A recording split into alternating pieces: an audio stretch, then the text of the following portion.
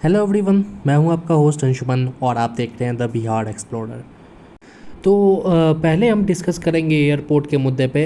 मैं जानता हूं कि आप लोगों का सोच होगा कि ये डिस्कस करके भी क्या होना है, बट ऐसा नहीं है। मुजफ्फरपुर एक बड़ा शहर है, भागलपुर एक बड़ा शहर है, पूर्णिया भी एक बड़ा शहर है। इन सबको फ्यूचर में एयरपोर्ट तो मिलना ही है। गया, दरभंगा और पटना में तो पहले से ही एयरपोर्ट है और चल रहा है, लेकिन गया और दरभंगा एयरपोर्ट का तो हाल बेहाल है बिल्कुल। दरभंगा एयरपोर्ट की बात कर ली जाए तो शेड्यूल के हिसाब से वहाँ ना फ़्लाइट उड़ती हैं। दरभंगा की तो इतनी बदतर स्थिति है कि जहाँ फ़्लाइट को 2 राउंड लेने हैं, वहाँ पे एक ही राउंड लेके जो है नेक्स्ट राउंड को रद्द कर दिया जाता है। यात्री लास्टली परेशान होकर जो है पटना के तरफ ही रुक कर रहे हैं। बेंगलोर की फ़्लाइट्स को रद्द कर दिया गया, जबकि 3 महीने पहले से ही 80% बुकिंग हो जाती थी, तो भी जो है बेंगलोर की फ़्लाइट्स को बंद कर दिया गया। रद्द क्या किया गया, बंद ही कर दिया गया बिल्कुल। और गया इंटरनेशनल एयरपोर्ट की तो बात ही क्या की जाए, वहाँ से तो फ़्लाइट्स ही नहीं उड़ती। अगर मैं गलत हूँ तो कोई कमेंट करके ज़रूर बताना, 1 या 2 फ़्लाइट्स अगर उड़ती होंगी तो। हर साल जो है 1-2 साल चाहे 3 साल बीच करके एक खुशखबरी आती है बीच में कि भागलपुर में एयरपोर्ट बनेगा या फिर मुजफ्फरपुर में एयरपोर्ट बनेगा। तो ये एयरपोर्ट के नाम पे जो है हमारे मुंह में लॉलीपॉप ठूस दिया जाता है। हालांकि मुजफ्फरपुर के पता ही एयरपोर्ट के लिए डिस्कशन ही चलते रह गया है। भागलपुर में जो एयरपोर्ट है पहले से उसके लिए जो है 4 करोड़ दिया गया है उसे फिर से ठीक करने के लिए। और पता ही एयरपोर्ट पे भी जो है अभी फ़िलहाल में ही न्यूज़ आया है, तो वो जो है मैं आपको दिखाना चाहूँगा।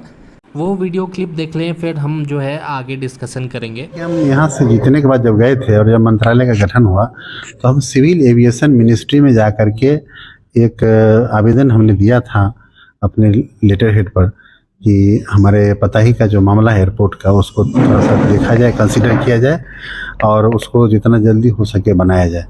और आपके माध्यम से हमको ये पता चल रहा है कि ज़मीन अधिग्रहण के लिए हमारे डीएम साहब के यहाँ वहाँ से आया है मिनिस्ट्री से, और निश्चित तौर पर ये एक सकारात्मक पहल है, सकारात्मक प्रयास है कि पताही में एयरपोर्ट बने। क्योंकि ज़मीन शॉर्ट कर रहा था, जो रनवे का जो लेंथ होना चाहिए वो थोड़ा शॉर्ट हो रहा था, तो उसमें ज़मीन अधिग्रहण ही एक उपाय है जिसके बाद हम उस जो रिक्वायरमेंट है उसको फुलफिल कर लेते हैं, तो निश्चित तौर पर यहाँ पताही में एयरपोर्ट बनेगा। चलिए रिक्वायरमेंट के लिए है जी, कितने एकड़ जमीन के रिक्वायरमेंट के लिए? 478 एकड़ जमीन की रिक्वायरमेंट है। तो उस पर हम लोग देख रहे हैं आगे आने वाले दिनों में क्या होता है, कैसे ज़मीन मिलता है, तो उस स्थल पर भी जा करके हम लोग निरीक्षण करेंगे। अधिग्रहण का कार्य कब से शुरू होने की उम्मीद है? देखिए, वो तो प्रशासनिक लेवल की बात है। हम लोग ने रिक्वेस्ट किया है कि जितना जल्दी हो, जो भी हो प्रक्रिया हो, चूँकि हम लोग चाहते हैं कि जल्दी से जल्दी हम लोग। तो आप लोगों को पता ही होगा कि पताही एयरपोर्ट का जो हिस्सा है वो काफ़ी छोटा है, यानी इसका रनवे का जो एरिया है वो छोटा है, तो उससे जो है बड़ी प्लेन्स यहाँ पे उड़ नहीं सकते हैं। बड़ी प्लेन्स क्या, नॉर्मल प्लेन्स को भी उड़ना जो है वो आसान नहीं होगा। वो नेपाल में जो छोटे मोटे प्लेन उड़ते हैं, वो रिटायर्ड प्लेन सब, वो सब उड़ सकते हैं, वो प्लेन उड़ सकते हैं, बट उस प्लेन में कोई उड़ना नहीं जाता है। उनका कोई ठीक नहीं है कि कब क्रैश कर जाएंगे। और सभी लोग जो हैं वो चार्टर प्लेन तो अफोर्ड कर नहीं सकते हैं। तो इसके लिए जो है एरिया बढ़ाने के लिए ज़मीन अधिग्रहण के लिए सोचा जा रहा है। सोचा जाने का मतलब है कि मिनिस्ट्री ने भी इस बात के लिए जो है डिस्कशन किया है कि पताही एयरपोर्ट के लिए एक्स्ट्रा एरिया जो है वो देखा जाए, क्योंकि अगर कोई भी एयरपोर्ट बनेगा तो फ्यूचर केस को सोच के ही बनाया जाए उसे। लेकिन मेरे पॉइंट ऑफ व्यू से ये दिक्कत है कि जैसे ही रनवे ख़त्म होता है वैसे ही हाईवे का जो है वो हिस्सा शुरू हो जाता है। और ज़मीन टोटल होना चाहिए 448 एकड़, लेकिन ज़मीन ऐसा होना चाहिए कि रनवे जो है वो बढ़ पाए। आगे से तो मैं जान रहा हूँ कि हाईवे है, लेकिन बैक साइड से क्या है ये चीज़ मुझे नहीं पता। ये मुजफ्फरपुर वासी जो हैं वीडियो बनाते हैं पता ही एयरपोर्ट का, एक बार उसमें सही से देखना पड़ेगा। मैं अभी फ़िलहाल में मुजफ्फरपुर से बाहर हूँ, तो अभी फ़िलहाल मैं खुद जाकर अपडेट ले नहीं सकता, बट मैप के थ्रू हम इस पे ज़रूर बात कर सकते हैं। ये जो मैंने पिंक कलर से लाइनिंग कर रखा है वो आप देख सकते हो, यही रनिंग ट्रैक जो है 1320 मीटर का है और हर एक बड़े प्लेन्स को जो है इस ट्रैक पे उतरने के लिए या फिर उड़ान के लिए कम से कम 1700 मीटर से ज़्यादा का जो है रनवे चाहिए। और यही सेम दिक्कत जो है वो भागलपुर और पूर्णिया को भी हो रहा है। तो पूर्णिया के एयरपोर्ट के जो अगल बगल का हिस्सा है वो ज़्यादा घना इलाका नहीं है, इसलिए वहाँ पे जो है ज़मीन अधिग्रहण करना बहुत आसान होगा। बट भागलपुर और मुजफ्फरपुर में जस्ट इसका उल्टा है। इन दोनों जगहों पर जो है एयरपोर्ट के अगल बगल में घनी आबादी बसी हुई है। तो कुछ समय पहले जो है मुद्दा ये चला कि ये जो पिंक लाइन मैंने दूसरे तरफ से कर दिया है, ये लाइन आप देख सकते हो, इससे आप समझ सकते हो कि प्लानिंग ये हुई कि इस तरह से जो है रनवे बनाया जा सकता है, लेकिन इसके लिए जो है ज़मीन अधिग्रहण करना पड़ेगा। जब गवर्नमेंट को पता चला कि इसके लिए जो है ज़मीन अधिग्रहण करने में 70,000 करोड़ के आसपास लग जाएगा, तो ये मुद्दा जो है ये ठंडा अवस्था में चला गया। तो ये चीज़ एक पता चल गया कि गवर्नमेंट जो है इस हिसाब से पैसा लगाने के लिए तैयार है नहीं, क्योंकि बहुत बड़ा जो हिस्सा है वो अधिग्रहण करना पड़ेगा और इसमें जो है बहुत से फिजूल पैसे जो हैं वो जाने वाले हैं। तो इसी चक्कर में जो है मुजफ्फरपुर का एयरपोर्ट जो है वो फंसा हुआ है।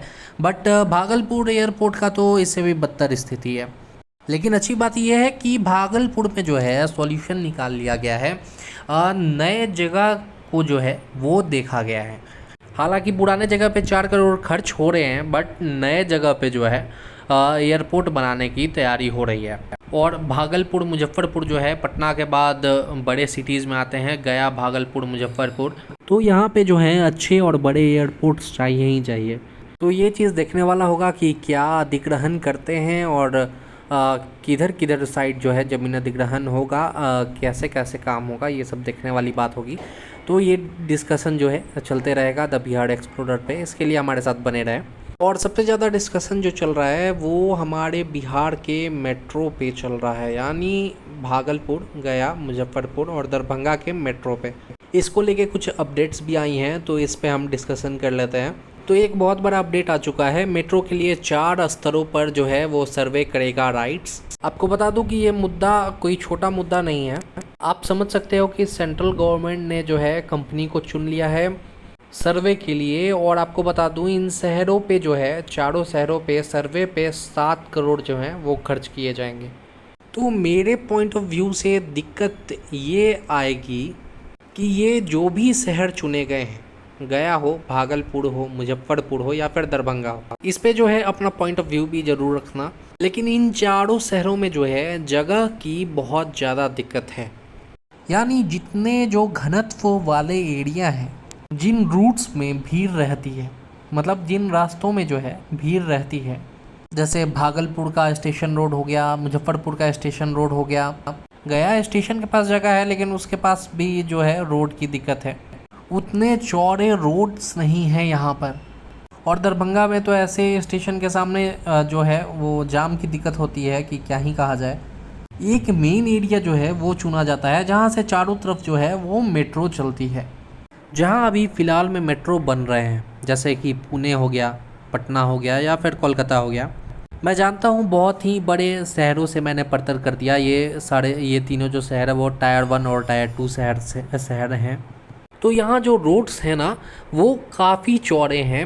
अगर आप कह रहे हो कि जितने मेट्रो लाइंस हैं वो अंडरग्राउंड हो जाएंगे, तो ये भी नामुमकिन बात है। अगर हो भी जाए तो स्टेशंस हैं उसके लिए जो है ऊपर साइड भी काफ़ी जगह होनी चाहिए।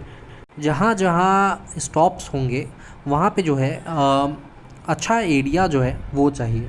मुजफ्फरपुर के टावर को एज एग्जांपल ले लीजिए। हर तरफ मुजफ्फरपुर का सेंटर एक तरह से उसे माना जाता है, मोती झील हो या फिर टावर हो। तो इन जगहों पे जो है काफ़ी चौड़े रोड्स होने चाहिए थे, लेकिन ये बहुत कॉम्पैक्ट, मतलब अजीब टाइप का बहुत भीड़ भाड़ वाला एरिया है। लेकिन जो चौड़े रोड्स होने चाहिए यहाँ पे ये चीज़ नहीं है। तो जब राइट्स जो है वो सर्वे करने आएगा तो ये सब मुद्दा जो है वो बिल्कुल देखेगा। जैसा कि आपको पता ही होगा कि 20% जो है सेंट्रल गवर्नमेंट देता है, 20% स्टेट गवर्नमेंट देता है, बट 60% जो पैसा है इसमें बैंक से लोन लिया जाता है वो इंटरनेशनल बैंक हो या फिर हमारा इंडियन बैंक ही क्यों ना हो सकता है सर्वे के बाद 1 या 2 जो है सिटीज़ को ये मिल जाए मेट्रो, बट ये भी हो सकता है कि एक भी सिटीज़ को ना मिले। सिर्फ बड़ा होना या ज़्यादा घनत्व वाला इलाका होना या शहर होना यही काफ़ी नहीं है। इसका जब फिजिबिलिटी रिपोर्ट जब तैयार होता है तो इसमें बहुत कुछ जो है वो देखा जाता है। ये जो न्यूज़ में लगातार छापते रहते हैं ये हुआ वो हुआ, ऐसे जो है 7 करोड़ मिलेगा सर्वे के लिए ये वो, इनको तो न्यूज़ देना है ना यार। ये थोड़ी बताएंगे कि इस शहर को नहीं मिलेगा उस शहर को नहीं मिलेगा। इनको तो न्यूज़ डालना रहता है ना, इनको तो ऐसा मुद्दा डालना रहता है जिससे जो है लोग इनका पेपर और ज़्यादा पढ़ें। इसमें कुछ अच्छाइयाँ भी हैं कुछ बुराइयाँ भी हैं, बट ये सब बात डिस्कस करने वाली नहीं है। मुद्दे पे चलते हैं। तो इसके लिए जो है 7,02,10,000 रुपये जो है वो खर्च होने के अनुमान लगाए जा रहे हैं। तो मेट्रो रेल परिचालन के प्रस्ताव को जो है पहले ही सहमति दे दी गई है। अब इसमें एक कदम आगे बढ़ते हुए इन 4 शहरों को जो है मेट्रो रेल के लिए संभावना तलाशने का काम जो है वो शुरू होगा। ये राइट्स जो कंपनी है वो रेल परिवहन संबंधित इंजीनियरिंग सलाह देती है। 4 शहर में सर्वे करने के बाद जो है पूरी रिपोर्ट का खाका तैयार होगा। अगर इसमें पास हो गए उसके बाद जो है राज्य सरकार प्रोजेक्ट की लागत समेत अन्य मुद्दों को जो है लेकर केंद्र सरकार के साथ बैठक करेगी। तो बहुत ही इंटरेस्टिंग जो है वो मुद्दा होने वाला है। किसी शहर को मिलेगा या फिर किसी शहर को नहीं मिलेगा, ये भी इसका आंसर हो सकता है। इन मुद्दों को जो है डिस्कस करने में बहुत मज़ा आने वाला है। तो आपका क्या कहना है इस पे? शहर जो हैं ये 4 शहर और डेवलप हो सकते थे अगर इन पे ध्यान दिया जाता, तो अभी जो है ये शहर थोड़े इससे तो बेहतर ही स्थिति में होते। सेंट्रल गवर्नमेंट के कारण जो है भागलपुर और मुजफ्फरपुर का जो है थोड़ा किस्मत सुधरा है। स्मार्ट सिटी में चुने जाने के बाद जो है काफ़ी कंपनीज़ जो है मुजफ्फरपुर और भागलपुर में आ रही हैं, नए नए आउटलेट्स खुल रहे हैं। स्टेट गवर्नमेंट ने जो किया है इन दोनों शहर के साथ या बाकी शहरों के साथ वो ठीक नहीं किया। सिर्फ पटना को पूरी तरह से डेवलप करने से नहीं होगा। अगर आप पटना को पूरे इंडिया में 18वां सबसे बड़ा शहर बना सकते हैं तो बाकी शहरों को भी जो है आप अच्छे से ध्यान दे सकते थे, आप और अच्छा इन शहरों को बना सकते थे। तो एक शहर जो है उसको पूरी तरह से हाईटेक बना देना और बाकी शहरों को जो है पानी में डूबने के लिए छोड़ देना, ये भी जो है वो सही नहीं है। तो उम्मीद करता हूँ ये वीडियो आपको अच्छा लगा होगा। ऐसे ही वीडियोज़ के लिए हमारे साथ बने रहे। मिलते हैं नेक्स्ट वीडियो में। Thanks for watching.